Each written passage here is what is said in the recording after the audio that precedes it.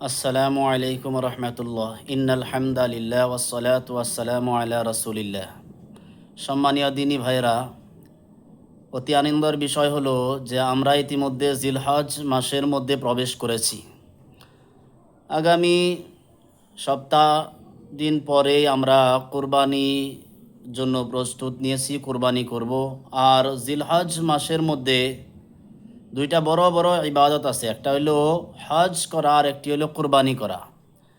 এই কোরবানি অনেকে আমরা করি, কিন্তু মাসআলা মাসাইল না জানার কারণে আমাদের শুধু মাল খরচ হয় আর গোশত খাইতে পারি, কিন্তু কোরবানির সোয়াব পাওয়া যায় না, শুদ্ধ হয় না। এজন্য আমাদের কিছু জরুরি বিষয় জানার আছে, যেগুলো ওলামাই কেরাম অনেকেই বলেন। আমিও কিছু প্রয়োজনীয় কথাবার্তা নিয়ে আমি আসলাম। আশা করি আপনারা শেষ পর্যন্ত দেখবেন ইনশাল্লাহ। প্রথমে আমাদেরকে জানতে হবে যে কোরবানির দিন কয় দিন। আমরা তো সাধারণত ঈদের দিনই কোরবানি করি। এখন আমরা জিলহজ মাসের 10 তারিখ হিসাবে না জানি না, কিন্তু ঈদের দিন হিসাবে আমরা জানি।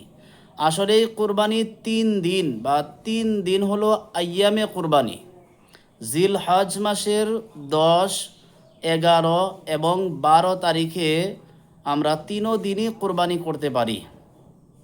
জিলহজ মাসের 10 তারিখে 11, 12 তারিখের চাইতে বেশি শ্রেষ্ঠ কোরবানি করা। এজন্য আমরা জিলহজের 10 তারিখে ঈদের সালাত আদায় করি এবং কোরবানি করি।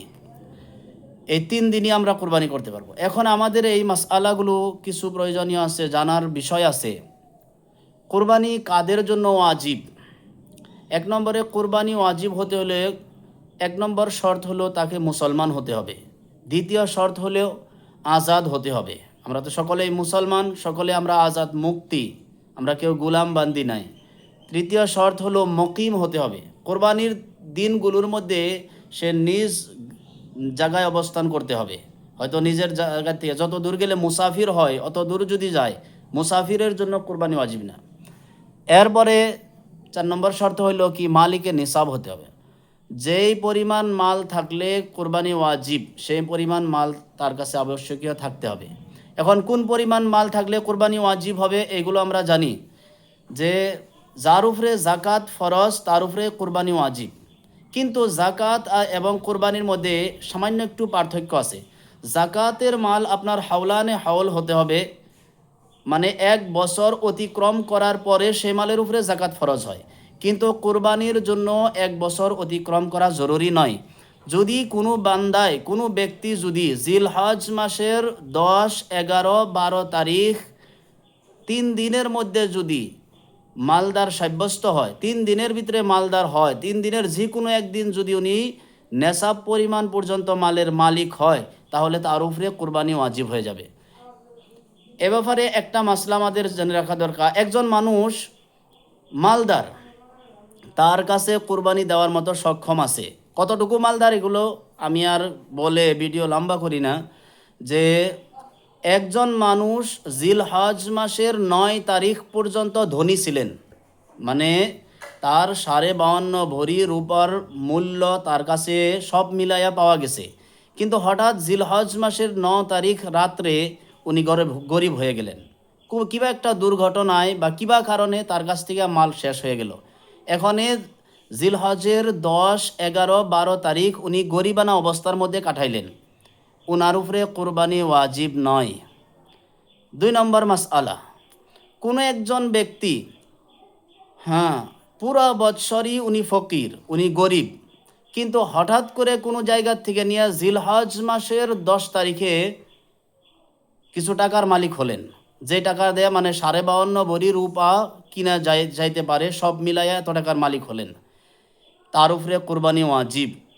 কিংবা জিলহজ মাসের 11 তারিখে মালিক হলেন, বা জিলহজ মাসের 12 তারিখের আসরের নামাজের আগ পর্যন্ত উনি যদি, মাগরিবের নামাজের আগ পর্যন্ত উনি যদি মালিক থাকেন, তাহলে কি ওনার উপরে কোরবানি করাটা ওয়াজিব হবেন। দেখেন, পুরা বছর গরিব, কিন্তু হঠাৎ করে জিলহজ মাসের 9, 10 কিংবা 12 তারিখের মধ্যে কিছু মাল পাইছে বা সাহেবে নেশাব হয়েছে, কিন্তু ওনার উপরে কোরবানি করাটা ওয়াজিব হবেন। 2 নম্বর কথা, দেখেন এখানে একটা মাসলা হলো যে মালদার এবং গরিবের দোনোজনের উপরে কোনো কোনো সময় কোরবানি ওয়াজিব হয়, কোনো সময় গরিব মানুষের জন্যও কোরবানি ওয়াজিব হয়। যেমন নাকি কোনো একজন গরিব বান্দায় কোরবানির নিয়তে গরু ক্রয় করেছেন বা জানোয়ার ক্রয় করেছেন, তার উপরে এই জানোয়ারটা কোরবানি করা ওয়াজিব হবে, তার উপরে জানোয়ার এটা ওয়াজিব হবে ক্রয় করা। এমনইভাবে আরেকটি মাসলা হলো কোনো একজন গরিব মানুষ উনি যদি কোরবানির নিয়তে একটা জানোয়ার জন্তু একটা কিনছে এবং সেই জানোয়ারটা এটা ওনার বদল করার এখতিয়ারের মধ্যে নাই, উনি বদলাইয়া অন্যটা কোরবানি করতে পারবে না, যেহেতু এটা তার নজরের হুকুমের মধ্যে, আর নজর বদলানোর এখতিয়ার নাই।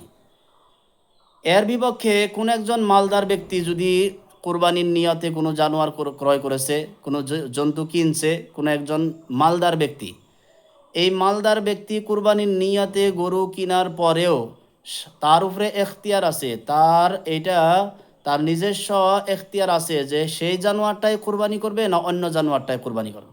এটা আমাদের সচরাচর প্রায় এই মশলাটা আমাদের কাছে আসে যে নজর নিয়ত করছিলাম এই জানোয়ারটা, এখন এই জানোয়ারটা কি আমি তো অন্য একটা কুরবানি দিতে চাইতেছি, এই জানোয়ারটা কি অন্যটা ক্রয় দেওয়া যাবে কিনা। এখানে দেখতে হবে যে আপনি কুরবানি আপনার উপরে ওয়াজিব কিনা। যদি নিজে নিজে ওয়াজিব বানাইছেন তাহলে এটাই দিতে হবে, অর্থাৎ আপনি গরিব ছিলেন কিন্তু আপনার উপরে ওয়াজিব ছিল না, আপনি নিয়ত করছেন এটা দিবেন, তাহলে এটাই আপনাকে দিতে হবে। এমনভাবে যদি আপনি মালদার হন, আপনার উপরে শরীয়তে আপনার উপরে ওয়াজিব করেছেন, আপনি নিয়ত করলেও দিতে হবে, না করলেও দিতে হবে, আপনি সাহেবে নেশাব পরিমাণ পর্যন্ত মাল আপনার কাছে আছে, এক্ষেত্রে আপনার যে জানোয়ারটা নিয়ত করেছেন যে এটা আমি কুরবানি দিব, কুরবানির জন্য রাখছি বা কিনছি বা পালের জানোয়ার গরুটা, তাহলে এক্ষেত্রে আপনি বদলাইতে পারবেন, এটাও দিতে পারেন, অন্য একটা দিতেও পারবেন। এটাই হলো ক্লিয়ার মাসলা। দ্বিতীয় কথা, যদি মালদার ব্যক্তির জানোয়ার হারাইয়া যায় অথবা মালদার ব্যক্তির নির্ধারিত করা জানোয়ারটা মরে যায়, এক্ষেত্রে মালদার ব্যক্তি অন্য একটা জানোয়ার ক্রয় করে কোরবানি দেওয়া ওয়াজিব। এর বিপক্ষে কোনো গরিব ব্যক্তি যদি কোরবানির নিয়তে একটা জানোয়ার কিনে, এই জানোয়ারটা যদি মরে যায় অথবা হারায়া যায়, হ্যাঁ, তাহলে সেই গরিব ব্যক্তির উপরে অন্য একটা জানোয়ার কোরবানি দেওয়া ওয়াজিব হবে না। সেই গরিবটা যেহেতু তার নজরের মাল হালাক হয়ে গেছে, ধ্বংস হয়ে গেছে, আর নজর যেটা ধ্বংস হয়ে যায় এটা আর তার দ্বিতীয়বার তার উপরে হয় না। সে বদলাইতেও বাইসা থাকলে বা না হারাইলে সে বদলাইতে পারবে না, এটা ঠিক, কিন্তু এখন মারা গেছে, এখন অন্যটা দেওয়ার দরকার নাই। তো এমনইভাবে আপনি কোরবানি করবেন, অনেক সময় আমরা ভাগে কোরবানি করি, অনেকজন 4 জন 5 জন 7 জন মিলে ভাগে কোরবানি করি। এ ব্যাপারে আমার ভাগীদেরকে দেখতে হবে, আমার ভাগীদের মধ্যে যদি কোনো একজন ভাগীর যদি নিয়তের মধ্যে অন্য একটা থাকে, যেমন নাকি আমরা 5 জনে মিলে একটা জানোয়ার কোরবানি দিব, 5 জনের মধ্যে থেকে একজনের নিয়ত হলো যে 4 জন জানোয়ার কোরবানি করবে কোরবানির নিয়তে, আর আমি শুধু আমার ছেলের আকিকার জন্য আমি তাদের সাথে অংশীদার হইলাম, মানে জানোয়ারটা 5 ভাগ হবে, এক অংশ যেটা আমার, এই আমার অংশটা আমি আকিকার জন্য রাখলাম, এটা কোরবানি না, এটা আকিকা, তাহলে বাকি সকলেরই কোরবানি নষ্ট হয়ে যাবে। এমনইভাবে একজন বলল যে আমি আমার ছেলের বিবাহ আছে বা মেয়ের বিয়া ঈদের পরের দিন, আমি বিয়ার জন্য শুধু মাংসর ভাগ রাখার জন্য আমি ওনাদের সাথে শরিক হয়েছি, তাহলে এক্ষেত্রে এই 5 জন শরিক হওয়ার যে ওনার অংশীদার সকলেরই কোরবানি নষ্ট হয়ে যাবে, কারো কোরবানি হবে না। গতিকে সকলের নিয়ত এক হতে হবে যে আমরা আল্লাহকে ওয়াস্তে কোরবানির নিয়তে আমরা কোরবানি করতেছি, আমরা কোরবানি দিতেছি আল্লাহকে রাজি করার জন্য, আমাদের ওয়াজিবটা আদায় করার জন্য জিম্মার থেকে কোরবানি দিতেছি। আমাদের নিয়ত নিয়ে অনেক কথাবার্তা আছে, সাধারণত কোরবানির বিষয়ে আমাদের নিয়ত অনেক খেলিমেলি হয়ে যায়, এটা মাংস তো, আর মাংসর প্রতি মানুষের লোভটা এমনিও বেশি থাকে, যে হয়তো যদি কোরবানি না দেয় ছেলেবেলেরা খাবে কি, মেয়ের জামাই আসবে, ছেলে আসবে বিদেশ থেকে, হয়তো নাতি নাতকুর আছে, এগুলো খাবে কি, এগুলো যদি কোনো একজন বান্দার যদি নিয়তের মধ্যে কিছু গড়মড় থাকে, অংশীদার সকলের নিয়ত সকলের কোরবানি নষ্ট হয়ে যাবে। এই জন্য যেনারা ভাগে শরিক হয়ে নিয়ে কোরবানি দিতে চান, ওনারা সকলে প্রথমে একসঙ্গে বসেন, ভাই আপনার নিয়ত কি, আপনার নিয়ত কি, সকলে আমরা নিয়তের মধ্যে পাক্কা নিয়ত করে নেই যে আমার জিম্মায় যেটা ওয়াজিব কোরবানি করা, এই ওয়াজিবটা আদায় করার জন্য আমরা কোরবানি করতেছি। এরপরে কোরবানির জানোয়ারটার বয়স নিয়ে আমাদেরকে দেখতে হবে। অনেক সময় আমরা দেখি বলি যে হুজুর, প্রশ্ন আসে যে হুজুর তো বহন বাছুর তো একটা কিনছি, দাঁতে নাই।